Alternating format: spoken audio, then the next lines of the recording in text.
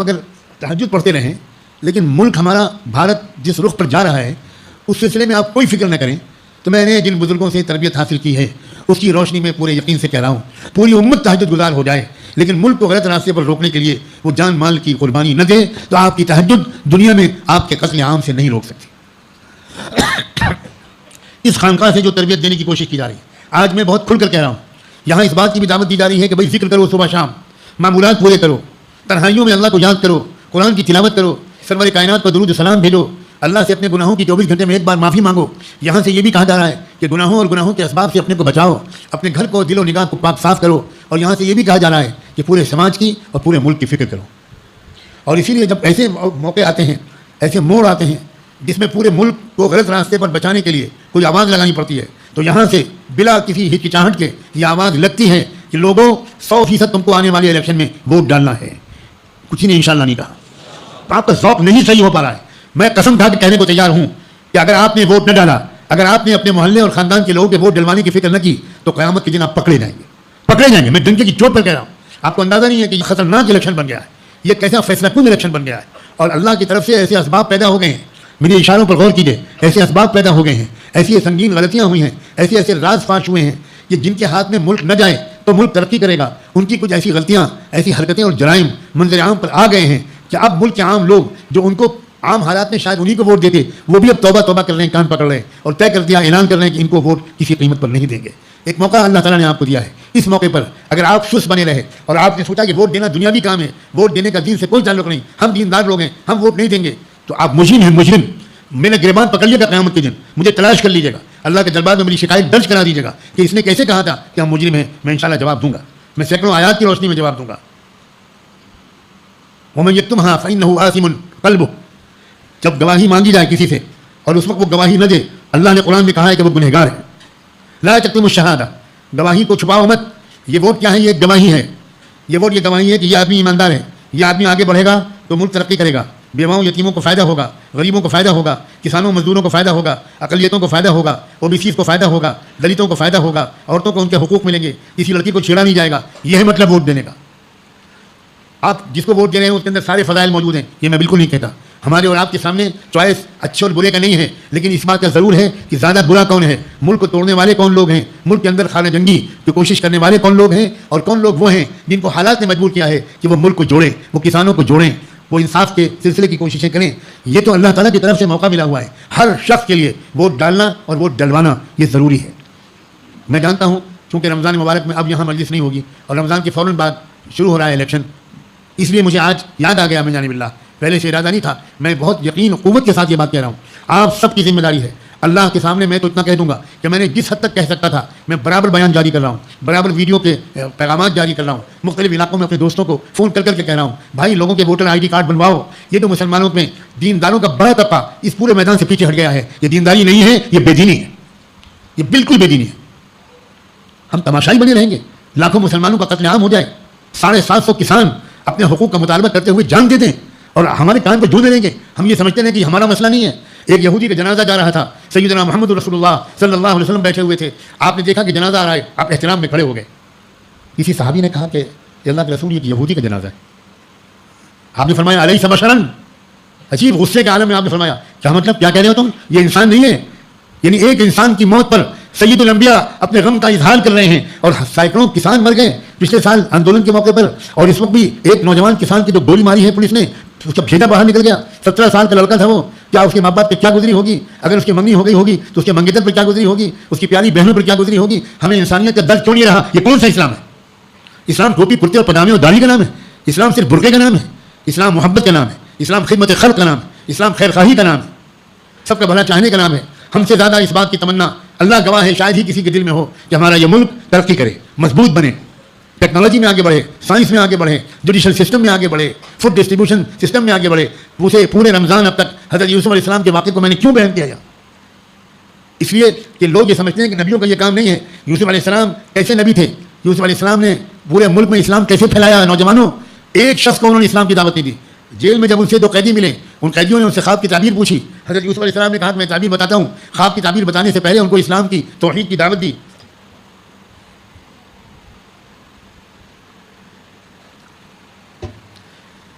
لیکن وہی یوسف علیہ السلام، پورا واقعہ میں نہیں سناؤں گا، امید ہے کہ انشاءاللہ کو یاد ہوگا. جب اس خواب کی تعبیر سنی بادشاہ نے تو بادشاہ نے ان سے اپنے خواب کی تعبیر ان سے پوچھوائی. انہوں نے خواب کی تعبیر بتائی. پھر بادشاہ نے مقدمہ چلایا اپنے محل میں، خود فیصلہ کیا. ملک کی عدالت پر عدم اعتماد کا اظہار کرتے ہوئے جج کی حیثیت بادشاہ نے خود حاصل اختیار کر لی. کاش ہمارے ملک کا کوئی صدر جمہوریہ ایسا ہوتا جو دیکھتا کہ سسٹم فیل ہو گیا ہے تو وہ کمان اینڈ کنٹرول اپنے ہاتھ میں لے لیتا اور ملک کی تمام سوشل یونٹس کو بلاتا، پوچھتا دلتوں سے آپ کو کیا شکایت، پوچھتا عیسائیوں سے آپ کو کیا شکایت، پوچھتا سکھوں سے آپ کو کیا شکایت، پوچھتا کسانوں مزدوروں اور مسلمانوں سے اور عورتوں سے کہ آپ کو کیا شکایت. نہیں ہے ہمارے ملک میں وہ زندہ ضمیر. دوسری قوموں میں نہیں ہے تو امت محمدیہ میں بھی ضمیر مر گیا ہے. یہ بات ناقابل برداشت ہے. آپ اس ملک میں تبدیلی لا سکتے ہیں، کہیے انشاءاللہ. یہ آپ نے جو ذہن میں سوچ لیا ہے کہ ہم کیا کر سکتے ہیں، ہم تو مسجد مدرسے کا ملا ہیں، ہم کیا کر سکتے ہیں. لا حول ولا قوت الا باللہ. آپ نہیں کریں گے تو کوئی نہیں کرے گا. الا تفعلوه تکن فتنة فی الارض وفساد کبیر. قرآن مجید میں اللہ نے مدینے کے کمزور مسلمانوں سے یہ بات صاف کہہ دی تھی، والذین کفروا بعضهم اولیاء بعض الا تفعلوه تکن فتنة فی الارض وفساد کبیر. یاد رکھنا کفر کی طاقتیں متحد ہو گئی ہیں، سب یکجٹ ہو گئی ہیں. الا تفعلوه تکن فتنة فی الارض وفساد کبیر. اگر تم اپنی ذمہ داریاں ادا نہیں کرو گے تو پوری دنیا میں فتنہ و فساد مچے گا. یہ کہا جائے آج کے مسلمانوں سے قرآن یہ کہہ رہا ہے الا تفعلوه. تم اٹھو ملک کو بچانے کے لیے. تم نے کیوں چھوڑ رکھا ہے ان پولیٹیکل پارٹیز پر جن کا کوئی ضمیر نہیں. یہ سطح کیوں نہیں بلند ہوتی؟ میں پچھلے 15-20 سال سے کمزوری اور بیماری کے باوجود پورے ملک میں دل دل کی خاک چھان کر مسلمانوں کا حوصلہ بڑھانے کی کوشش کر رہا ہوں. بھائی تم اٹھو قیادت کے لیے، تم بچاؤ اس ملک کو. تم لائن لگا کر زندہ باد کرنے کے اوپر تم قائم ہو گئے ہو. کوئی نہیں ہے اس ملک میں، اس ملک کا خیر خواہ. بناؤ ان کو خیر خواہ، ان کو مجبور کرو. اور اللہ نے ایسے حالات بنا دیے ہیں، میرے اشارے کو خدا کرے آپ سمجھ سکیں. ایسا حالات بن گئے ہیں کہ اگر آپ نے الیکشن میں اپنی ذمہ داری ادا کی اور 100% ووٹ ڈلوائے آپ نے، ہر بوتھ پر ایسی ٹیم بن جائے کہ وہ وہاں باقاعدہ گھروں سے لالا کر لوگوں کو ان سے ووٹ ڈلوائے جائیں، بوڑھے لوگ، بیمار لوگ، عورتیں، ضعفاء، سب کے ووٹ پڑیں، تو آپ اس ملک کے خیر خواہ ہیں، تو آپ اس ملک کے خدمت گزار ہیں. سخت ضرورت ہے اس بات کی کہ منظم طریقے پر یہ کام کیا جائے. یہ ہے اجتماعی سوچ کا مسئلہ. اتنا دائرے کو پھیلائیے. گناہوں سے بچنا، جو گناہ ہو گئے ان سے معافی مانگنا، اپنی عادتوں کو بدلنا، قرآن مجید کو سمجھ کر پڑھنے کی کوشش کرنا لازمی سمجھیے. اسی طرح انفرادی طور پر اپنی ذمہ داریوں کا احساس، اپنی بیویوں کے بہترین شوہر بنیے، ان کا دل مت دکھائیے. اگر کوئی غلطی ہو جائے تو معاف کیجیے، کسی دوسرے وقت میں پیار سے آپس میں بات چیت کر کے مسئلے کو حل کیجیے. آپ کی بیوی آپ کے لیے اپنے ماں باپ کو چھوڑ کر آئی ہے. میں تو سچ کہتا ہوں یہ حوصلہ اللہ نے مرد کو نہیں دیا، عورت کو دیا ہے. ایک لڑکی انجان بالکل وہ اپنے گھر کو، بھائی بہنوں کو، ماں باپ کو چھوڑ کر آپ کے حوالے اپنے آپ کو کر دیتی ہے، اور آپ تھوڑے دن کے نخرے سہنے کے بعد ڈانٹ ڈپٹ شروع کر دیتے ہیں، اس کو میں کے جانے سے روکنے لگتے ہیں. آپ اس کی اور ماں کے بیچ میں حائل ہو جاتے ہیں. قدر کیجیے. اللہ کے رسول صلی اللہ علیہ وسلم کتنا پیار کرتے تھے امت کی عورتوں سے. اللہ اکبر. ایک مرتبہ اونٹ پر بٹھایا جانے لگا ایک سفر کے موقع پر خواتین کو، جو ایک سیڑھی نما چیز تھی اس پر سے چڑھا کر عورتوں کو اونٹ کے اوپر ہودج میں بٹھایا جاتا تھا. تو آپ دور کھڑے ہوئے، تھوڑا سا قریب کھڑے ہوئے یہ نصیحت فرما رہے تھے، رفقم بالقواریر، رفقم بالقواریر. ان نازک آپ جینوں کو ذرا نرمی کے ساتھ چڑھاؤ. اللہ اکبر. عورت کا احترام، عورت کی محبت، عورت کی قدر، اس کے آنسوؤں کی قدر، اس کے شرم و حیا کی قدر، ماں کی شکل میں عورت کی قدر، بیوی کی شکل میں عورت کی قدر، بیٹی کی شکل میں لڑکی کی قدر، بہن کی شکل میں اس لڑکی کی قدر. اسلام کو سکھا رہے ہو تم لوگ. اسلام نے پوری دنیا میں عورتوں کو معزز مقام دیا جس کے بارے میں کوئی سوچ بھی نہیں سکتا تھا. مجھے امید ہے کہ انشاءاللہ یہ جو میں نے آخر میں موضوع اللہ کی توفیق سے چھیڑ دیا، اور بہت خوش ہوں میں کہ میں نے اس موضوع کو چھیڑا ہے.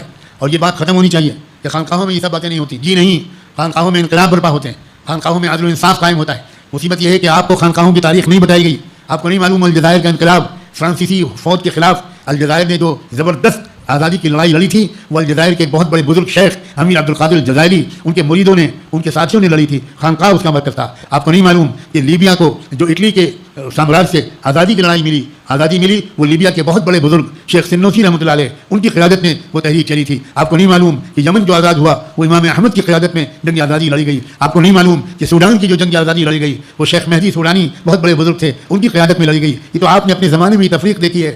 یہ لوگ سمجھنے لگے کہ یہ ساری باتیں دنیاوی ہیں، یہ لایانی ہیں، یہ 7واں نمبر ہیں. نہیں، دعوت و تبلیغ کی حکمت سراخوں پر بالکل صحیح اصول ہے کہ وہاں ان باتوں کا چرچا نہیں ہوگا. لیکن اب تو میں اتنی عجیب و غریب تبدیلی دیکھ رہا ہوں، اور یہ ان حضرات کے اخلاص کا نتیجہ ہے. کرناٹکا کے تبلیغ کے ذمہ داروں نے مرکز میں ایک مشورے کا اجتماع بلایا بنگلور کے مرکز میں، اور وہاں سے تمام پورے علاقے کی مسجد وار جماعتوں کو یہ ہدایت دی گئی کہ مسجد وار جماعت ان ساتھیوں کی پوری مدد کرے جو لوگوں کے ووٹر ID کارڈ بنوا رہے ہیں، جو لوگوں کو ووٹ ڈالنے کی ترغیب دے رہے ہیں. پہلی بار میرے علم میں تبلیغ کے کسی مرکز کی طرف سے اپنے ساتھیوں کو ہدایت دی گئی کہ نہایت خاموشی کے ساتھ آپ اس کام میں بھی ساتھ دیں. یہ اس بات کی دلیل ہے کہ ان حضرات نے موقع کی نزاکت کو سمجھا, حالات کی خطرناکی کو سمجھا. اسی لیے میں نے سوچا کہ آج اس رمضان کی اس مجلس میں یہ بات بھی آپ حضرات سے کہہ دوں. اور مجھے ابھی یہ بات یاد آئی کہ ہمارے دوستوں میں, ہمارے ساتھیوں میں الحمدللہ ملک کے مختلف مقامات پر اس سلسلے میں کافی محنت ہوئی ہے. ہمارے بہت عزیز دوست مولانا مفتی سلمان صاحب مراد آباد یو پی سے آئے. آج انہوں نے مجھے صبح بتایا کہ انہوں نے پہلے جب ان کی سرکار تھی انہوں نے کہا تھا کہ دیش کی سمپتی پر پہلا ادھیکار مسلمانوں کا ہے. اس کا مطلب یہ سمپتی اکٹھی کر کے کس کو بانٹیں گے؟ جن کے زیادہ بچے ہیں ان کو بانٹیں گے, گھسپیٹھوں کو بانٹیں گے. کیا آپ کی محنت کی کمائی کا پیسہ گھسپیٹھوں کو دیا جائے گا؟ آپ کو منظور ہے؟ یہ کانگریس کا مینیفیسٹو کہہ رہا ہے کہ وہ ماتاؤں بہنوں کا سونے کا حساب کریں گے, اس کی جڑتی کریں گے, جانکاری لیں گے اور پھر اس سمپتی کو بانٹ دیں گے اور ان کو بانٹیں گے جن کو منموہن سنگھ جی کی سرکار نے کہا تھا کہ سمپتی پر پہلا ادھیکار مسلمانوں کا ہے. بھائیو بہنوں, یہ اربن نسل کی سوچ, میری ماتاؤں بہنوں, یہ آپ کا منگل سوتر بھی بچنے نہیں دیں گے, یہاں تک جائیں گے. میں کہنے بھارت کے تمام باشندوں کو میرا محبت بھرا سلام پہنچے. میں سجاد نعمانی. پہلے فیز کے الیکشن کے بعد ہمارے ملک کے وزیر اعظم کی جو ذہنی کیفیت ہو گئی ہے اور جس سطح پر وہ اتر کر آئے ہیں اس کو یاد کر کے بھی تکلیف ہوتی ہے. راجستھان میں مسلسل جس طرح کی وہ تقریریں کر رہے ہیں اور جس طرح اس پورے الیکشن کو ہندو مسلم رخ پر موڑ دینے کے لیے ایسے ایسے جھوٹ بول رہے ہیں جن کی کوئی مثال شاید تاریخ میں نہ ملے. ایک ہندوستانی کی حیثیت سے میرا سر شرم سے بھی جھکا ہوا ہے. میں اس بارے میں ایک اسٹیٹمنٹ ٹویٹ کر چکا ہوں, ایکس کے ذریعے وہ آپ تک پہنچ چکا ہوگا, لیکن چونکہ یہ سلسلہ وزیر اعظم کی طرف سے مستقل جاری ہے تو میں نے مناسب سمجھا کہ میں آج اس ویڈیو بیان کے ذریعے بھی کچھ آپ سے کہوں. سب سے پہلے میں مسلم بھارتیوں سے کو مبارکباد دیتا ہوں کہ آپ نے کوئی ری ایکشن نہیں دیا اور یہی سمجھداری کی بات ہے. آپ اس کا جواب صرف ووٹ دے کر دیں, اس سے بہتر کوئی جواب نہیں ہوگا. اب بھی وقت ہے. اب جتنے فیزز باقی ہیں اس میں 100% مسلم ووٹ پڑنا چاہیے, اور صرف مسلم نہیں, جو کچھ ہمارے ملک کے وزیر اعظم نے کہا ہے اور سابق پرائم منسٹر منموہن سنگھ کے بیان کو جس طرح توڑ مروڑ کر پیش کیا ہے, یہ اس کا تقاضا ہے کہ تمام او بی سی کے بھائی بہن, تمام او بی سی ووٹرز, تمام ایس سی ایس ٹی کے ووٹرز, تمام مائنورٹیز کے ووٹرز, تمام Sikh voters, Jain voters, Buddhist voters, Christian voters, Lingayat voters, وہ 100% مودی کے خلاف ووٹ دیں. اور اس لیے پورے قوم کو یکجٹ ہو کر مودی کو ریجیکٹ کرنا چاہیے اور 150-160 سیٹوں سے آگے نہیں بڑھنے دینا چاہیے. میری خاص طور پر نان مسلم ہندو بھائیوں بہنوں نوجوانوں سے بھی بہت محبت کے ساتھ یہ گزارش ہے کہ آپ بھی اس کا جواب اس طرح دیں کہ آپ کہیں کہ ناٹ ان مائی نیم. ہمارے نام سے یہ گالم گلوچ کرنے کی اجازت ہم نہیں دے سکتے. ہمارا نام لے کر آپ ہم کو اور ہماری سبھیتا کو, ہماری سنسکرتی کو بدنام کر رہے ہیں, اس کا موقع ہم نہیں دیں گے. Absolutely not. والا جو الیکشن ہے اس میں بھی ہم کو یہی سوچ کر حصہ لینا ہے کہ ہم کو جاہلیت کے ظلم و ستم کو کم کرنا ہے اور دھیرے دھیرے ختم کرنا ہے. کہیے انشاءاللہ. یاد رکھنا, اچھی طرح یاد رکھنا, ہر مسلمان ووٹ دینے والے لڑکے اور لڑکی نوجوان ووٹر کا ووٹ پڑنا چاہیے. ایک بھی ووٹ ایسا نہیں ہونا چاہیے جو نہ پڑے. میں جانتا ہوں ایک بھی ووٹ نہ پڑے. یاد رکھنا, اگر آپ ہر عمل نیت کے حساب سے ہوتا ہے, انما الاعمال بالنیات, کوئی ووٹ ڈالتا ہے کسی اور نیت سے, آپ ووٹ ڈالیں اس نیت سے کہ میں چاہتا ہوں کہ میرے ووٹ کے ذریعے میرے ملک کے اندر ظلم کم ہو, میرے ملک کے اندر عزتیں کم لوٹی جائیں, میرے ملک کے اندر بے گناہ لوگوں کو جیل میں ٹھوسنا بند ہو. آپ کا ایک ووٹ بہت کچھ کرا سکتا ہے. کاہلی سستی مت کیجیے گا. ووٹ الیکشن کے دن میں آپ سب پہلے سے اپنی جماعتیں بنا لیجیے, اپنی کمیٹیاں بنا لیجیے, ہر محلے کے اعتبار سے اور بوتھ کے ذمہ دار ہونے کے اعتبار سے ایک ایک ووٹر مرد اور عورت کو عزت کے ساتھ لے جا کر ووٹ ڈلوائیے. انشاءاللہ کریں گے. بہت ہی اہم مسئلہ ہے. میں اس سے زیادہ اس موضوع پر بات کرنے کی ضرورت نہیں سمجھتا, اتنا اشارہ کافی ہے. الیکشن کو دین سے ہٹ کر کوئی کام مت سمجھیے گا. یہ مت سمجھیے گا کہیں آپ کو کوئی ایسا بیٹھا ہو کہ آج حضرت نے مسجد میں الیکشن کا ذکر کر دیا. آپ کو نہیں معلوم اس الیکشن کے نتیجے اگر غلط نکل آئے تو پھر کیا ہوگا آپ سمجھ بھی نہیں سکتے. ظلم کی ندیاں بہیں گی, قتل عام ہوگا, جیل چھوٹے پڑ جائیں گے اور اللہ جانے کیا کیا ہوگا. اور انشاءاللہ یہ نہیں ہوگا, یہ نہیں ہوگا. یہ ملک مجدد الفسانی کا ہے, یہ ملک شاہ ولی اللہ کا ہے, یہ ملک کسی کے باپ کا نہیں ہے, یہ ملک خواجہ معین الدین چشتی کا ہے, یہ ملک حضرت خواجہ نظام الدین اولیاء کا ہے, یہ ملک عبد القادر جیلانی کے غلاموں کا ہے. اس لیے آپ سب اس خبر کو عام کریں. عورتیں بھی ووٹ ڈالیں. ابھی تک جن لوگوں نے اپنا ووٹر آئی ڈی نہیں بنوایا, اب بھی اگر بن سکتا ہو تو ضرور اس کو بنوائیں. یہ بات میں بہت اہمیت کے ساتھ کہنا چاہ رہا ہوں. اللہ کے ہاں دیر ہے اندھیر نہیں ہے, اور دیر بھی اس لیے ہے کہ اللہ چھانٹنا چاہتا ہے ہم میں سے تم میں کون ہے پکا مسلمان اور کون ہے دکھاوے کے مسلمان, کون ہے منافقین, کون ہے خالی ٹوپی کرتے پاجامے والے مسلمان, کون ہے خالی جمعے کے مسلمان. الیکشن میں ووٹ ڈالنا یہ بھی ایک طریقہ ہے ظلم کو روکنے کا, ظلم کو کم کرنے کا, ظالم کو ظلم سے باز رکھنے کا, مظلوم کی مدد کا. یہ بھی ایک طریقہ ہے. یہ پورا کا پورا تنہا کافی نہیں ہے, لیکن یہ یقیناً ایک اہم طریقوں میں سے ایک طریقہ ہے. پھر وہی مصیبت، بہت سے دیندار مسلمان وہ ووٹ ڈالنے کو غیر دینی کام سمجھتے ہیں، وہ ووٹ ڈالنے کی اہمیت نہیں سمجھتے، ان کے گھر والے ووٹ نہیں ڈالتے، ان کے بیوی بچے ووٹ نہیں ڈالتے، لاکھوں کروڑوں ووٹ کم ہو جاتے ہیں، اور اس طرح ظالم اور مضبوط ہو جاتا ہے. اور مجرم وہ دیندار ہوتے ہیں جو اپنی جھوٹی دینداری کے دھوکے میں اپنی جہالت کی وجہ سے ظلم کو روکنے اور کم کرنے کا ایک موقع چھوڑ دیتے ہیں. اس لیے میں کہتا ہوں کہ اجتماعی فرائض میں سے ایک فرض ہے ووٹ ڈالنا. آل انڈیا مسلم پرسنل لا بورڈ کے صدر حضرت مولانا خالد سیف اللہ رحمانی نے باقاعدہ ایک مضمون لکھ کر اس بات کا اعلان کیا ہے کہ شریعت کی روشنی میں ملک کے موجودہ حالات میں ووٹ ڈالنا ہر مسلمان ووٹر پر فرض ہے. آپ اس سے بڑی بات کیا چاہتے ہو؟ کیا علماء آپ کے پیر چھوئیں آ کر؟ کیا علماء آپ کی خوشامد کریں؟ آپ علماء کو کتنا ذلیل کرو گے؟ اپنے خیر خواہوں کو کتنا اکیلا چھوڑو گے؟ اے قوم کے لوگوں، اپنے خیر خواہوں کو مضبوط کرو. آپ کہو بلند آواز میں، ہم سے جو غلطی ہوئی اللہ معاف کر دیں، آپ بھی معاف کر دیں، اب ہم اپنے کسی رہبر کو اکیلا نہیں چھوڑیں گے. تم نے رہبروں کو اکیلا چھوڑا ہے، تب حکومتوں کی ہمتیں بڑھتی ہیں تو کبھی مولانا کریم صدیقی کو بند کر دیں اور کبھی مفتی سلمان اظہری کو بند کر دیں. لا حول ولا قوت الا باللہ. ہم سب ایک ہیں. مسلک کی بنیاد پر لڑائیاں بند کرو. اگر آپ کو کسی مسلک سے تعلق ہے بہت مبارک، لیکن ہمارا اصل مذہب کلمہ طیبہ لا الہ الا اللہ. ہمارا کلمہ ایک ہے، ہمارا قرآن ایک ہے، ہمارا قبلہ ایک ہے، ہمارے رسول ایک ہیں، ہمارا رب ایک ہے، ہمارا دین ایک ہے، اور ہمارا انجام بھی ایک ہے. کسی طرح کا جھگڑا نہیں. یہ اہل سنت کی مسجد ہے اور یہ تبلیغیوں کی مسجد ہے. اللہ کرے اب یہ سب ختم ہو جائے، ہم سب ایک دوسرے کی مسجدوں میں جا کر نماز پڑھیں. مسجد کسی کی نہیں ہے، مسجد تو اللہ کی ہے. گلے مل جاؤ، ایک دوسرے کو دعوتیں کرو. ایک مسلک کے علماء دوسرے مسلک کے علماء کو کی دعوت کریں، دسترخوان بچھائیں، ان کے ہاتھ چومیں، ان سے دعا کی درخواست کریں. یاد رکھنا ہر مسلک والوں میں کچھ خوبیاں ہیں. یہ سب مسلک مل کر ایک امت بنے گی. اب کب تک یہ مسلک کا ہم لوگ ڈھول پیٹیں گے؟ اب بن جاؤ ایک امت، اس لیے کہ دشمن ایک امت بن گیا. قرآن نے اعلان کیا ہے والذین کفروا بعضهم اولیاء بعض الا تفعلوه تکن فتنة فی الارض وفساد کبیر. کفر کی طاقتیں ایک امت بن گئیں، ایک قوم بن گئیں، ایک جماعت بن گئیں، ایک سنگھن بن گئیں، ایک تحریک بن گئیں. آپس کے اختلافات انہوں نے ختم کر کے ایک ہو گئے وہ تمہارے خلاف. الا تفعلوه تکن فتنة فی الارض وفساد کبیر. اگر تم بھی ایک نہیں بنو گے، اگر تم ایک دوسرے کی مددگار نہیں بنو گے، تو یاد رکھنا تمہاری اس بدماشی کی وجہ سے، تمہاری اس بدفعلی کی وجہ سے پوری دنیا میں فی الارض فساد فتنة وفساد کبیر، بہت بڑا فتنہ و فساد پھیلے گا تمہاری پھوٹ کی وجہ سے. اب تو نہ مدرسے چھوڑے جا رہے ہیں، نہ درگاہیں چھوڑی جا رہی ہیں. مدرسوں پر بھی بلڈوزر چل رہے ہیں، مسجدوں پر بھی بلڈوزر چل رہے ہیں، اور درگاہوں پر بھی، مزاروں پر بھی بلڈوزر چل رہے ہیں. واہ واہ واہ واہ. اب بھی امت ایک نہیں ہوگی. ابھی درگاہیں اور مزارے والے الگ رہیں گے اور مدرسے والے الگ رہیں گے. اب تو بھائی خدا کے لیے اب تو ایک ہو جاؤ. ایک ہو کر مضبوطی کے ساتھ ایک طاقت بنو. اور اس بات کی عادت ڈالو کہ جب یہ میرے جیسا کوئی کہنے والا یہ بات کہے تو جس مجمع کے سامنے کہے اس مجمع میں سے کم 50% لوگ وہ باقاعدہ اپنے علاقے کے ذمہ داروں کے ساتھ آئیں، میرے پاس آئیں، میرے جیسے لوگوں کے پاس آئیں اور تفصیل پوچھیں کہ ہم اپنے ملک کو سنبھالنے کے لیے کیا کریں. نوجوانوں آؤ گے؟ کیا چوڑیاں پہنا دوں میں تم کو؟ میں چوڑیاں بھیجوں؟ میں سچ کہتا ہوں میرا دل بہت دکھا ہوا ہے، بہت دکھا ہوا ہے. وہ مال والوں اپنے مال کو شادیوں میں خرچ کرتے رہو گے؟ بتاؤ جواب دو. شادیوں میں خرچ کرو گے یا قوم کی حفاظت کے لیے خرچ کرو گے؟ کہاں خرچ کر رہے ہو قوم کی حفاظت کے؟ 10 روپے تمہاری جیب سے نہیں نکلتے قوم کی حفاظت کے لیے، اور شادیوں میں لاکھوں روپے سودی قرضہ لے کر خرچ کر رہے ہو. میں تم سب کو اللہ کے حوالے کرتا ہوں. جن لوگوں نے مال کو شادیوں میں خرچ کیا ہو اللہ آج ان سب کا نام لکھ لیجیے. اگر وہ توبہ نہ کریں اور اگر وہ معافی نہ مانگیں تو اللہ ان کو بدترین سزا دیجیے، شرمناک سزا دیجیے، عبرتناک سزا دیجیے. رمضان کے جمعے میں زندگی میں پہلی مرتبہ یہ میں بددعا دے رہا ہوں. کیا ہو گیا ہے تم کو؟ تمہارے لوگ جیلوں میں ہیں، ان کا مقدمہ نہیں لڑا جا رہا. تمہارے لوگ بھوک سے مر رہے ہیں. جو لوگ جیل میں ہیں ان کے گھر والوں کا حال پوچھتے ہو کبھی کہ ان کے گھر پہ افطاری ہوتی ہے کہ نہیں ہوتی؟ ان کے گھر پہ سحری بنتی ہے کہ نہیں بنتی؟ 4 دن کے بعد عید ہے، ان کے بچے بھی روئیں گے. تمہارے بچے شاندار کپڑے پہن کے گھومیں گے اور ان کے بچے جو قوم کے لیے قربان ہو گئے ان کے بچے روئیں گے، اور تم اپنی بچوں پر فضول خرچیاں کرو گے.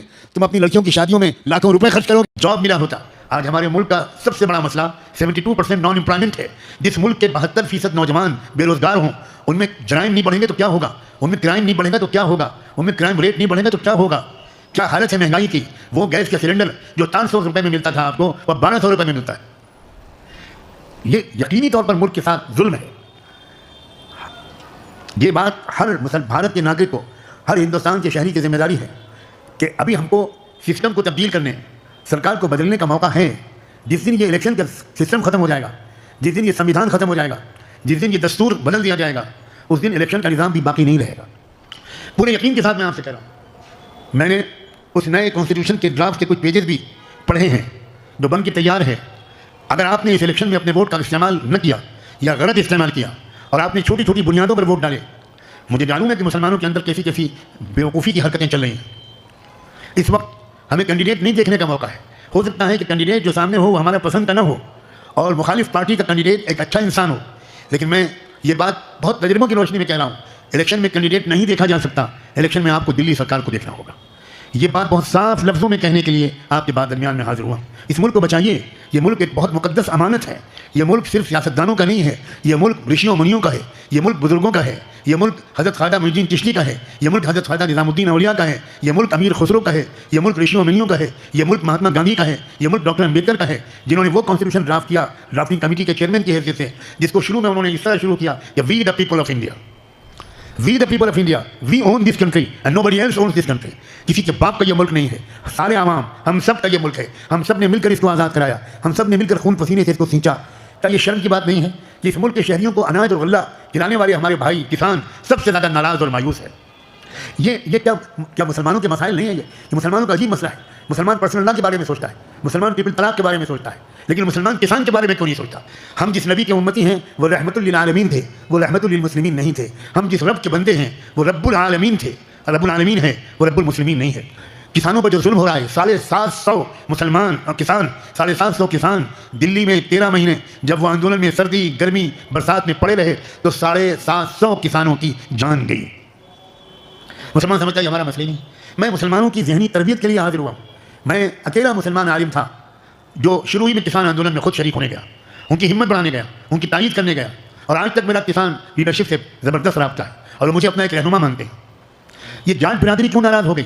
یہ جاٹ برادری ویسٹرن یو پی, ہریانہ اور راجستھان میں جو ہمارے جاٹ بھائی رہتے ہیں لاکھوں کی تعداد میں یا شاید اس سے بھی زیادہ, کس قدر ظلم ہوا ہے ان کے اوپر, ان کی کوئی مانگ نہیں پوری کی گئی.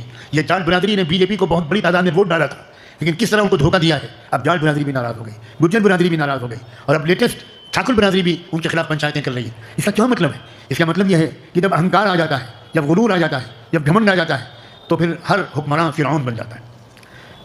اور یاد رکھیں, سارے گناہ اللہ ڈھیل دے سکتا ہے, لیکن غرور و تکبر اور اللہ کے بندوں اور بندیوں پر ظلم, اس گناہ کی سزا دنیا میں مل کر رہتی ہے. آپ نماز نہیں پڑھیں گے تو اس کی سزا آپ کو آخرت میں ملے گی, لیکن اگر آپ بیوی پر ظلم کریں گے, پڑوسی پر ظلم کریں گے, کسی غریب پر ظلم کریں گے, تو اس کی سزا آخرت سے پہلے دنیا میں بھی مل کر رہے گی. تو میرے بہت ہی پیارے اور قابل قدر دوستوں اور نوجوانوں, ہم سب کی ذمہ داری ہے کہ اس موجودہ الیکشن کے موقع پر ہم چوکیں نہ, ہم مظلوموں کے ساتھ کھڑے ہوں. مظلوم چاہے مسلمان ہو چاہے مظلوم چاہے غیر مسلم, مظلوموں کے ساتھ کھڑے ہوں. اللہ کے رسول صلی اللہ علیہ وآلہ وسلم نے ایک مرتبہ صحابہ کرام کے سامنے ایک عجیب جملہ بولا. صحابہ بیٹھے تھے آپ کی مجلس میں ادب کے ساتھ, آپ نے ایک جملہ بولا, انصر اخاک ظالما او مظلوما, تمہیں اپنے بھائی کی مدد کرنی ہے چاہے وہ ظالم ہو چاہے مظلوم. صحابہ حیران ہو گئے. صحابہ اندھ بھک نہیں تھے.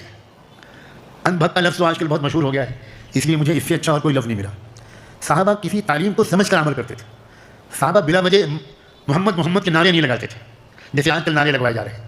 500 روپے دے کر کچھ ان پڑھ لوگوں کو سامنے بٹھا دیا جاتا ہے, اور وہ کون سے نعرے لگاتے ہیں آپ کی مسکراہٹ بتا رہی ہے کہ آپ خود سمجھ گئے.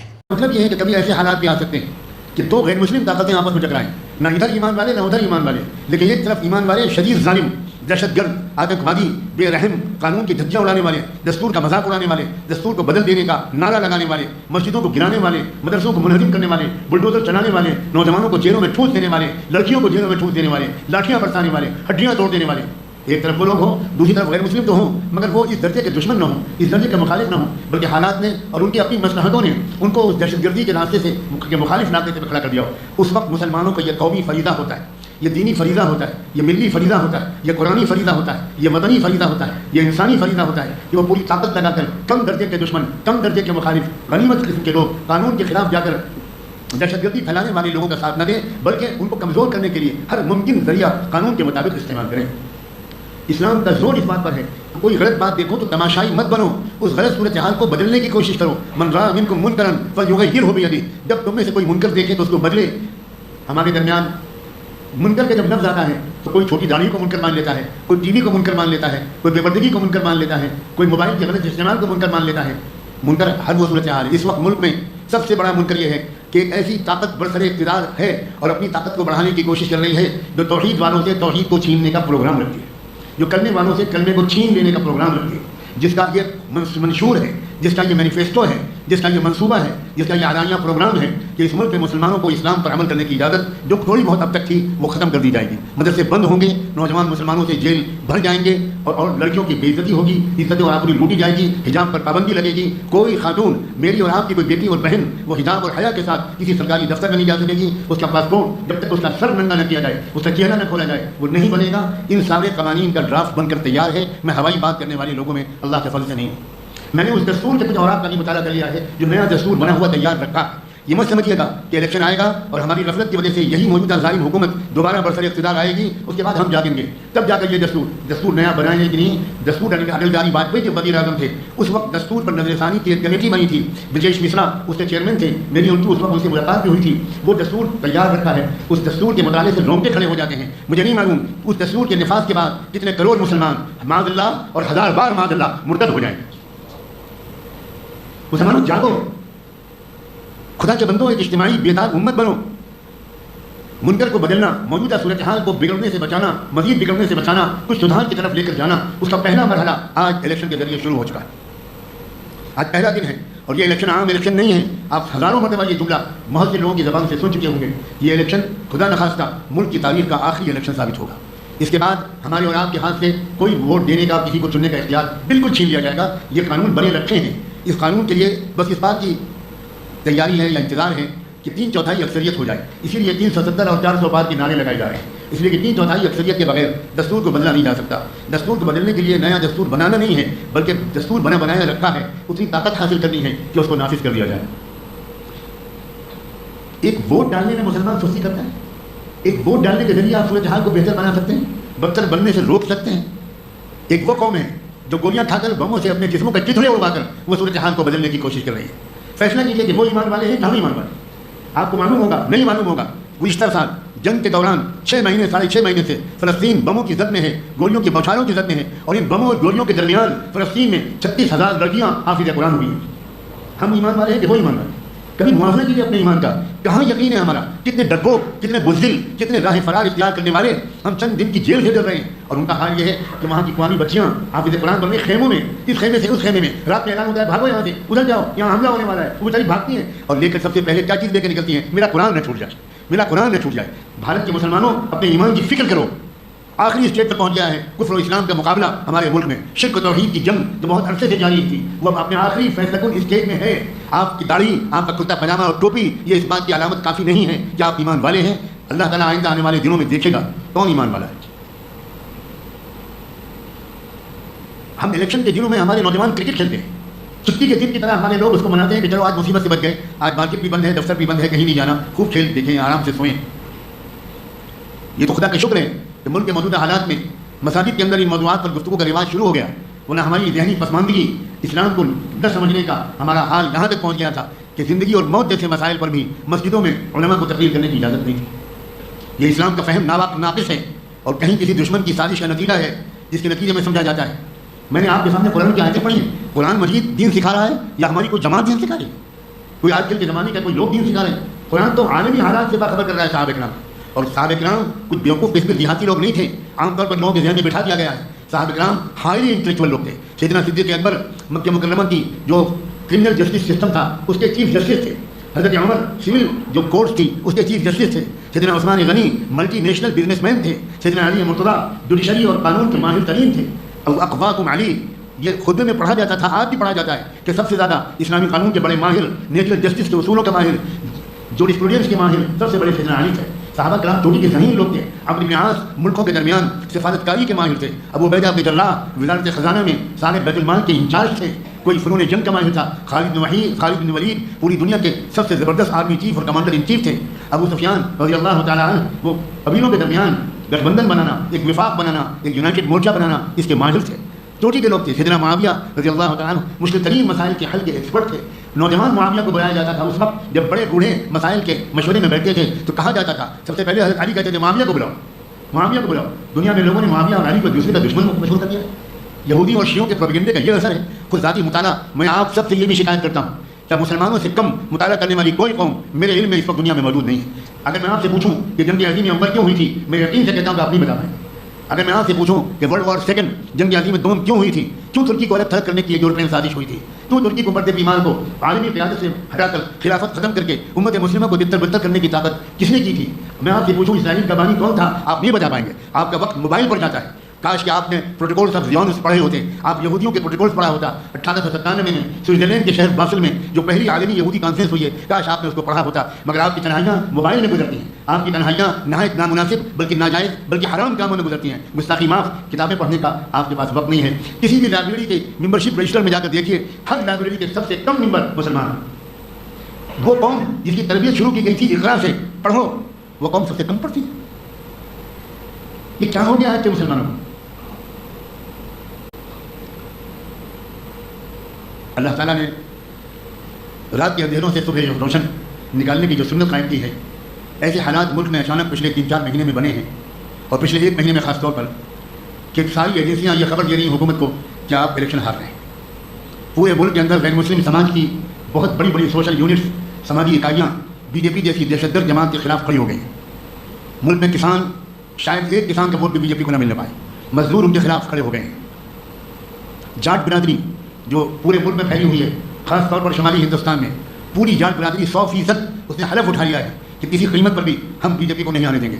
وہ ٹھاکر برادری جس سے زیادہ مضبوط سپورٹر ان دہشت گردوں کا کوئی نہیں تھا، انہوں نے ایک زلزلہ برپا کر دیا ہے۔ ایک ٹھاکر برادری کی پنچایتیں یو پی میں روزانہ ہو رہی ہیں، ہر پنچایت میں 80,000، 1 لاکھ، 1.5 لاکھ لوگ خریش ہو رہے ہیں۔ اور ان ٹھاکروں کی ایک عجیب رسم ہے کہ جب کوئی بات ان کو کہنی ہوتی ہے یقین کے ساتھ، کوئی حلف اٹھانا ہوتا ہے، کوئی قسم کھانی ہوتی ہے، تو اپنے ساتھ ایک لوٹا لاتے ہیں اور اس لوٹے میں نمک ڈالتے ہیں۔ لوٹے میں نمک ڈالنے کے بعد اگر ٹھاکر صاحب کچھ کہہ دیں تو آسمان زمین پر گر سکتا ہے، زمین پھنس سکتی ہے، پھٹ سکتی ہے اور دل سکتی ہے، مگر ٹھاکر اس وعدے کی خلاف ورزی نہیں کر سکتا جس وعدے کے اعلان کے وقت میں اس نے اپنے لوٹے میں نمک ڈال دیا ہو۔ پچھلے 10 دن سے یو پی میں کہیں 50,000، کہیں لاکھ، کہیں 1.5 لاکھ کانفرنس ٹھاکروں کے جلسے ہو رہے ہیں، جس میں پورے ملک سے ٹھاکر برادری آ رہی ہے، اور وہ اعلان کر رہے ہیں کہ کسی قیمت پر ہم بی جے پی کو واپس اقتدار میں نہیں آنے دیں گے۔ غافل اگر ہیں تو آپ لوگ ہیں۔ بہت صاف لفظوں میں کہنا چاہتا ہوں، جتنے پڑھے لکھے اتنے ہی غافل، جتنے پڑھے لکھے اتنے ہی مست، جتنے بڑے ریٹائرڈ آفیسر اتنے ہی اپنے ایئر کنڈیشن میں بیٹھے ہوئے لوگ۔ اللہ کے بندو، اپنا کردار ادا کرو، اس ملک کو ایک جہنم کی طرف جانے سے روکو۔ الحمدللہ روکنا ممکن ہو گیا۔ بڑے بڑے تحقیقاتی ادارے وہ سروے کر کے اپنی رپورٹ شائع کر رہے ہیں۔ کوئی کہہ رہا ہے کہ بی جے پی 200 سیٹوں سے آگے نہیں بڑھ سکتی، کوئی کہہ رہا ہے 180 سیٹوں سے آگے نہیں بڑھ سکتی۔ یہ فضا اللہ تعالیٰ بدل رہے ہیں۔ ہمارے حضرت مولانا ابو الحسن علی ندوی رحمۃ اللہ علیہ فرمایا کرتے تھے، میں نے اپنے کانوں سے ان کو یہ بات کہتے ہوئے 10 بار سنا ہے کہ انڈیا کے مسلمانوں کے ساتھ اللہ تعالیٰ کا کچھ ایسا معاملہ ہے کہ جب بالکل دروازے بند ہونے لگتے ہیں، راستے بند ہو جاتے ہیں اور مسلمان گر جاتا ہے، اچانک اللہ تعالیٰ من حیث لا یحتسب ایسے راستے نکال دیتا ہے کہ مسلمانوں کو مزید مہلت مل جاتی ہے۔ لیکن ہم اس مہلت سے فائدہ نہیں اٹھاتے۔ ہمیں 5 سال کی مہلت ملتی ہے اور ہم 5 سال تک غافل رہتے ہیں۔ کوئی ایسی طاقت بنانے کی کوشش نہیں کرتے جو ایماندار ہو، جو ملک کے اندر آزادی رائے کی ضامن ہو، جو ہر ایک کو آزادی دے، جو ہندوؤں کو آزادی دے، جو کسانوں کو آزادی دے، جو مزدوروں کو آزادی دے، جو نوجوانوں اور یوتھ کو آزادی دے، جو عورتوں کو آزادی دے، جو غریبوں کو ان کا وقار دے، ان کی عزت دے۔ میڈیا کے جھوٹے پروپیگنڈے سے ہرگز گمراہ نہ ہوئیے گا، ہرگز دھوکے میں نہ آئیے گا۔ 100% جھوٹ بول رہا ہے یہ میڈیا۔ سوشل میڈیا پر بہت سے چینل سچی حقیقتیں گراؤنڈ زیرو سے نشر کر رہے ہیں۔ کیا صورتحال ہے پنجاب کی، کیا صورتحال ہے ہریانہ کی، کیا صورتحال ہے راجستھان کی، کیا صورتحال ہے مہاراشٹر کی، کیا صورتحال ہے یو پی اور بہار کی، کیا صورتحال ہے بنگال کی۔ تقریباً ان سب ریاستوں سے میرا مستقل رابطہ قائم ہے، اور میں اپنی کمزور صحت کے باوجود، جس کے لیے دعا کی درخواست کر رہا ہوں، میں مارا پھر رہا ہوں پورے ملک میں، ہر ملک کے ہر اہم علاقے میں جا کر قوموں کو جوڑ رہا ہوں، صرف مسلمانوں کو نہیں۔ میرا رابطہ اللہ کا شکر ہے تھوڑا بہت غیر مسلموں کی مختلف اکائیوں کے قائدین سے بھی ہے، ان کے عوام سے بھی ہے، ان کے نوجوان بچوں اور بچیوں سے بھی ہے۔ وہ اگر زخمی ہوتے ہیں تو میں ان کی عیادت کے لیے جاتا ہوں، وہ اگر بیمار ہوتے ہیں تو ان کی مزاج پرسی کے لیے جاتا ہوں، وہ اگر ضرورت مند ہوتے ہیں تو ان کی امداد کروانے کی کوشش کرتا ہوں۔ یہ ہم ایک مسلمان کی حیثیت سے ہم سب کا فرض ہے۔ یہ جو ہمارا طرز زندگی ہے کہ ہمارا کوئی رابطہ غیر مسلموں سے نہیں ہے سوائے اپنے ذاتی کام کے، اور ذاتی کام کے لیے خوب رابطہ ہے، اور اس میں خوب خوشامد ہے، اور اس میں خوب نمستے اور نمسکار کا تبادلہ ہے۔ لیکن قومی مقصد سے، ملی مقصد سے، وطن کی سلامتی کے لیے، ملک کو ان دہشت گردوں اور آتنکوادیوں سے بچانے کی غرض سے، ان خود غرضوں سے بچانے کی غرض سے ہمارا کسی سے کوئی رابطہ نہیں ہے۔ یہ امت مسلمہ کا کردار نہیں، ہرگز یہ مسلمانوں کا کردار نہیں۔ آپ سے میری گزارش ہے اپنی گفتگو کے آخر میں کہ آپ اس وقت اپنے پڑوسیوں سے، اپنے محلے کے لوگوں سے، اپنے علاقے کے لوگوں سے رابطہ قائم کیجیے، اپنا ووٹر آئی ڈی مضبوطی سے بنوائیے، 100% لوگ ووٹ ڈالنے کے لیے نکلیں۔ اور میں بہت زور دے کر کہنا چاہتا ہوں کہ اس قومی سمجھداری کو اپنی گھر کی عورتوں میں بھی پہنچائیں۔ بہت بڑا قصور ہے آپ کا، مسلمان مردوں کا، کہ اگر وہ خود علماء کی محنت کے نتیجے میں مہربانی کر کے ووٹ ڈالنے نکل بھی گئے تو ان کی گھر کی عورتیں نہیں جاتی، اور ان کی گھر کی عورتوں سے کوئی بات کرتا ہے تو کہتے ہیں ہمارے شوہر اجازت نہیں دیتے۔ बाजारों में घूमने की इजाज़त देते हैं, रमज़ान में 2 बजे रात तक ईद की तैयारी और शॉपिंग की इजाज़त मिलती है, शादी के महफिलों में लाखों करोड़ों खर्च करने और बेपर्दगी और फोटोग्राफी की इजाज़त रहती है। लेकिन मुल्क को तबाही से बचाने, मस्जिदों को शहीद होने से बचाने, मदरसों को डिमोलिश होने से बचाने, बुलडोजर जलने से बचाने, नौजवानों को जेल में ठूसे जाने से बचाने के लिए आपको बहुत पर्दा याद आ जाता है। आप अपने घर की औरतों को नहीं भेजते, 50% वोट नहीं पड़ते। अगर आपके घर की औरतें वोट डालने लगी, आपकी वोटर बेटी वोट डालने लगी, आपकी वोटर बहू वोट डालने लगी, तो आपने इस मुल्क को 50% दहशतगर्दों के हवाले कर दिया और अल्लाह के यहाँ गफलत के मुजरिम लिख दिए गए। अपने घर की औरतों से अभी से कहिए, अभी मेरे पास हैदराबाद शहर की कुछ मुअज़्ज़ज़ ख़वातीन आई थी, बाद उसमें से वकला भी हैं, उन्होंने इस बात के खास तौर पर मुझसे एक फरमाइश की कि हम बहुत परेशान हो रहे हैं। घर घर जाकर वोटरों की बेदारी के सिलसिले में, वोट डालने की बेदारी के सिलसिले में जब ख़वातीन से बात करते हैं तो ख़वातीन 90% कहती हैं हमारे शौहरों की तरफ से इजाज़त नहीं, हमारा वोट है कि नहीं हमको नहीं मालूम, और हमारे शौहर मना करते हैं कि हमसे कोई मतलब नहीं। कौन सा इस्लाम है भाई? भूल गए मक्के की ज़मीन पर जो पहली लाश गिरी थी इस्लाम की गवाही के सिलसिले में, वो किसी मर्द की नहीं थी, वो यमन से आई हुई एक बूढ़ी सुमैया की थी। 2 ऊँटों के दरमियान सुमैया को बांध कर खड़ा कर दिया गया और अबू जहल की कमान में हाथ में तीर कमान लेकर खड़े हो गए मुशरिकीन दहशतगर्द, और उससे कहा हज़रत सुमैया से, सुमैया कहो कि मोहम्मद झूठे हैं, वरना अभी तीर हमारी कमान से निकलेगा और तुम्हारे जिस्म के टुकड़े हो जाएंगे। हज़रत सुमैया ने लाखों सलाम हो हज़रत सुमैया पर, उन्होंने अपनी कमज़ोर आवाज़ में जान डालने की कोशिश करते हुए कहा, अशहदु अल्ला इलाहा इल्लल्लाह व अशहदु अन्ना मुहम्मदन रसूलुल्लाह। अभी शायद कलमा पूरा ज़बान से निकला भी नहीं था कि तीर कमान से निकला, हज़रत सुमैया के जिस्म के टुकड़े हो गए। यह है औरतों की जिम्मेदारी। उम्मे अम्मारा को भूल गए जब वहद के मैदान में अल्लाह के रसूल अकेले पड़ गए और डर लगा कि दुश्मन के तीर, बल्लम, नेज़े ये कहीं हुजूर को निशाना न बना लें। सलाम हो उम्मे अम्मारा पर। एक औरत थी, वो आगे खड़ी हो गई, अल्लाह ने उनको मजबूत लंबा कर दिया था, वो आगे खड़ी हो गई और कितने तीर उम्मे अम्मारा ने अपने कमर पर सीने पर खाए और आका को जख्मी नहीं होने दिया। क्या हो गया हमारी? हमको हो क्या गया? ये कौन सा इस्लाम है जिस पर अमल कर रहे हैं? भूल गए हुजूर सल्लल्लाहु अलैहि वसल्लम की हिजरत में हज़रत अस्मा का, हज़रत आयशा की छोटी बहन का क्या किरदार था, हज़रत खदीजा का क्या किरदार था, बिल्कुल भूल गए। कितनी सहाबियात थी जो जंग के मैदान में निकल पड़ती थी, आप आगे बढ़ के जंग करो, पानी पिलाना, मरहम पट्टी करना जख्मियों की, ये हमारा काम था। उहद के जंग के बाद जब जख्मियों को लेकर अल्लाह के रसूल सल्लल्लाहु अलैहि वसल्लम मदीने मुनव्वरा आए, जख्मी सहाबा, तो आपने एक शामियाना लगवाया मस्जिद नबी के सहन में, और उस शामियाने और जख्मी सहाबा की तीमारदारी की जिम्मेदारी एक खातून सहाबिया को दी। औरतों का बराबर का किरदार है इस्लाम की हिफाजत में, इस्लाम की इशाअत में, इस्लाम की इकामत में, हमलों के मुकाबले में औरतों का बराबर का किरदार। लेकिन आपने अपनी औरतों को खुदा जाने क्या बना रखा। फजूल शादियों की महफिल में ज़रूर भेजेंगे आप, 2 बजे, 3 बजे, 4 बजे, 5 बजे सुबह वापसी होगी। वो शादियाँ जिस पर लानत बरसती है फरिश्तों की, जहाँ करोड़ों की फजूल खर्चियाँ होती हैं और जहाँ की जिनकी बारातें उल्लासों से गुजरती हैं, तो गरीबों के घर की बेटी वो बेचारी टके में मुँह छुपा कर रोती है, यतीम बच्ची दीवार में सर छुपा कर सोती है, काश मेरा बाप गरीब न होता, काश मेरा बाप जिंदा होता तो कोई बारात मेरे घर भी आती, मुझे भी ब्याह कर ले जाती। आप उन बारातों में शरीक होते हैं, उन वलीमों में शरीक होते हैं, उन अकीकों में शरीक होते हैं। हैदराबाद से ज़्यादा शादी खाने मुल्क के किसी शहर में नहीं है, और हर शादी खाना आबाद है, और हर शादी खाने को आबाद करने वाले अल्लाह के यहाँ मुजरिमों की फहरिस्त में अपना नाम लिखवा रहे हैं। आप पैसा खर्च करते वक्त फलस्तीन को भूल जाते हैं, आप गजा को भूल जाते हैं, आप कश्मीर को भूल जाते हैं, आप बेवाओं को भूल जाते हैं, वो यतीम बच्चे जिनके गोश्त के टुकड़े हो गए। जिस तरह आप बकरीद में गोश्त बांटते हैं, इस तरह वहाँ के माँ बाप अपने बच्चों के गोश्त के टुकड़े बटोर रहे हैं। बेहिसी की इम्तिहान है। सूरत हाल की तब्दीली का आसान तरीका अभी तक हमको इलेक्शन की शक्ल में मिला हुआ है, लेकिन अभी तक मिला हुआ है। अगर इस इलेक्शन में हमने गफलत बरती तो आइंदा ये मौका हमको नहीं मिलने वाला है। मेरी इस बात का रिकॉर्ड करते हैं और लिख लें, आइंदा इलेक्शन नहीं होगा और हमें वोट डालने का हक नहीं दिया जाएगा। मुल्क में कानूनी ढांचा बन चुका है, ड्राफ्ट मैंने खुद पढ़ा है उसका कुछ हिस्सा, उसमें एक जुमला ये भी लिखा हुआ है, जिनके 2 बच्चों से ज़्यादा होंगे उनको वोट डालने का और इलेक्शन में खड़े होने का हक नहीं होगा। समझ गए इसका मतलब? ये तो मैं शुक्रगुजार हूँ मखदूम गिरामी हज़रत मौलाना अब्दुल कबीर साहब बरकातहू का कि उन्होंने हालात की नज़ाकत को देखते हुए मुझे इस बात की इजाज़त दी और इस बात के लिए उससे कहा कि आज का जो मौजू हो यही मौजू होना चाहिए। उन्हें मुझे हिचकिचाहट थी तो पता नहीं, मस्जिदों में इस तरह की बातों को करना कमाल है। सारे मशवरे अल्लाह के रसूल के मस्जिद में होते थे। मस्जिद में आपने इतना खुली माहौल रखा था कि ईसाइयों का वफ्द नजरान से, ईसाई पादरियों का, फादर्स, बिशप्स एंड कार्डिनल्स का, एक सीनियर मोस्ट मजहबी ईसाई रहनुमाओं का एक डेलीगेशन मदीने आया अल्लाह के रसूल से बात करने के लिए, मजहब के बारे में, इस्लाम के बारे में। तो आपने उनको अपना मेहमान बनाया। पूरे मदीन जज़ीरा अरब से या कहीं से काफ़िले आते थे तो अल्लाह के रसूल साहब किराम को अलग अलग दे देते थे कि भाई इनको तुम ले जाओ, इनको तुम ले जाओ, साहबा खुद कहते थे। लेकिन इकराम के तौर पर वो जो ईसाइयों के मजहबी रहनुमा है उनको आपने मस्जिद नबी में अपना मेहमान बनाकर ठहराया। आपके घर में तो कुछ गुंजाइश थी नहीं तो मस्जिद नबी में ठहराया। हक ये है कि जब गुफ्तगू चल रही थी तो गुफ्तगू के दौरान वो मेहमान जो थे ईसाई पादरी वो थोड़े परेशान नजर आने लगे। आपने फरमाया क्या बात है आप बताएं? तो उन्होंने कहा हमारी इबादत का वक्त आ गया है, ईसा और मरियम की जो हम इबादत करते हैं वो वक्त आ गया है, तो हम यही सोच रहे हैं कि हम कहाँ वो इबादत करें। आपने फरमाया यही करें। आपको शायद यकीन नहीं आएगा और आप शक करेंगे इसी आपके कानों में ये बातें पड़ी नहीं। हज़ारों सलात व सलाम हों सैयदना मोहम्मद रसूलुल्लाह पर कि उन्होंने आज़ादी राय का इतना एहतराम किया कि अपनी मस्जिद नबी में उनको इजाज़त दी कि आप अपने तरीके पर इबादत करें। आज हम अपनी मस्जिदों में गैर मुस्लिमों को बुलाती हैं। हम इस्लाम पर नहीं चल रहे हैं, हम बाप दादा की जाहिलाना रिवायात पर चल रहे हैं। उनको दुरुस्त करने की ज़रूरत है, उन्हें करेक्ट करने की ज़रूरत है, एक नए दौर में दाखिल होने की ज़रूरत है। तारीख अपना औरात पलट रही है। और मैं ये बात आखिर में खुशखबरी ज़रूर दे दूँ कि याद रखिए, जब रात का अंधेरा शदीद होता है तभी सुबह रोशन करीब होती है। मुल्की और आलमी एतबार से हालात बहुत बिगड़ते हुए नज़र आ रहे हैं, लेकिन हालात की ये बिगाड़ ऐसी है कि जब औरत के हमल की मुद्दत पूरी होने लगती है तो दर्द बहुत शिद्दत के उठता है। दर्द उठता है तो लोग खुश होते हैं कि अब डिलीवरी होगी, अब विलादत होगी, अब बच्चा मिलेगा ख़ानदान को, बच्ची मिलेगी ख़ानदान को। वो तकलीफ बर्दाश्त करती है वो माँ और वो बच्चा जन्म लेता है। उम्मत मुस्लिमा की ज़िंदगी का एक नया दौर जन्म लेने वाला है। इज्जत का दौर, गलबे का दौर, फतेह का दौर, शादमानियों का दौर, खुशियों का दौर, तरक्की का दौर वो शुरू होने वाला है। और इस वक्त जो दौर चल रहा है ये लेबर पेन का दौर है।